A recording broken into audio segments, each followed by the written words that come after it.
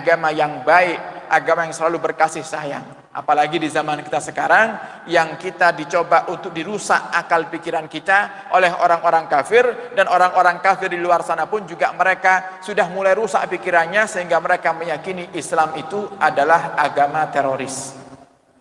Maka kita harus tunjukkan. Dan luar biasanya untuk kita warga Indonesia ini Bapak Ibu, setiap ada tamu baik dari Saudi, baik dari Yaman, dari Mesir, dari Yordan, ketika kunjung ke Indonesia pasti mereka bilang orang Indonesia ini akhlaknya luar biasa. Akhlaknya luar biasa. Inilah hebatnya orang-orang tua kita dahulu. Mereka tidak pernah lupa untuk mengajarkan kepada kita akhlak yang mulia. Dan akhlak semua yang diajarkan oleh orang tua kita ini semuanya sumbernya Nabi Muhammad.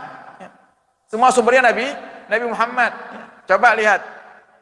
Walaupun kadang mereka orang-orang tua kita ini kalau mengajarkan kepada kita tidak menyebutkan hadis, tapi semuanya ada sumbernya. Contoh nih, urusan makan. Urusan makan.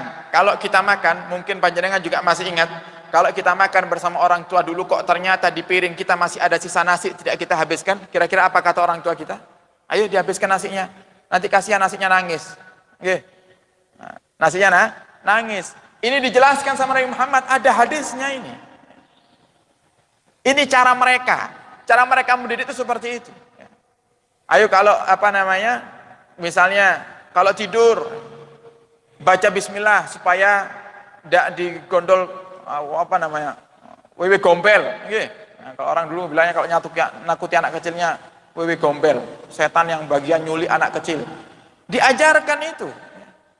Diajarkan semuanya sama agama. Cuman itu cara orang tua kita membahasakan kepada kita, karena kita kalau diceramai qala Rasulullah sallallahu alaihi wasallam enggak nyantol. Masih kecil. Caranya seperti itu. Ayo kalau di kamar mandi tidak boleh lama-lama. Karena kamar mandi itu tempatnya setan, selalu itu diingatkan oleh orang tua kita, dan ternyata benar itu memang ada ajarannya seperti itu. Cara makan yang benar seperti apa, cium tangan yang benar seperti apa, itu semua diajarkan, dan ini sumbernya Nabi kita Muhammad Shallallahu Alaihi Wasallam. Jadi, dan ini sangat luar biasa sekali ya.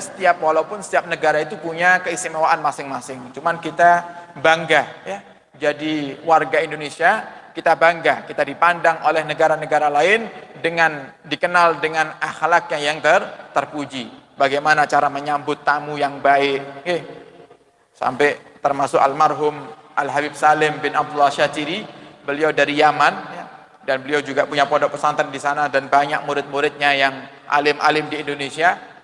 Beliau ketika datang ke Jawa Timur, beliau kunjung ke Pulau Madura, dan di situ beliau banyak jadwal kajian, hampir setiap jam ada kajian pindah-pindah dari satu pondok ke pondok yang lainnya, satu pondok yang lainnya. Kemudian beliau katakan apa? Fi kulli makan, kata beliau. Di setiap tempat pasti makan. Ya. Setiap tempat pasti makan. Dan ini pendidikan dari orang-orang tua kita. Ya. Walaupun kadang akhirnya ada celah buruknya. Celah buruknya apa? Contoh saat ini, Contoh saat ini banyak orang itu kalau mau mengadakan maulid Nabi yang dipikiri makan. Gitu apa? Ayo ngadakan maulid yuk di kampung kita. Lu mangane piye? Wis mikiri mangane piye bubar. Meneng masa corona ngene nggih. Duite dompete udah tipis-tipis dibahas makan buyar ora maulidan ya. Corona prei maulidan. Nah, ini walaupun itu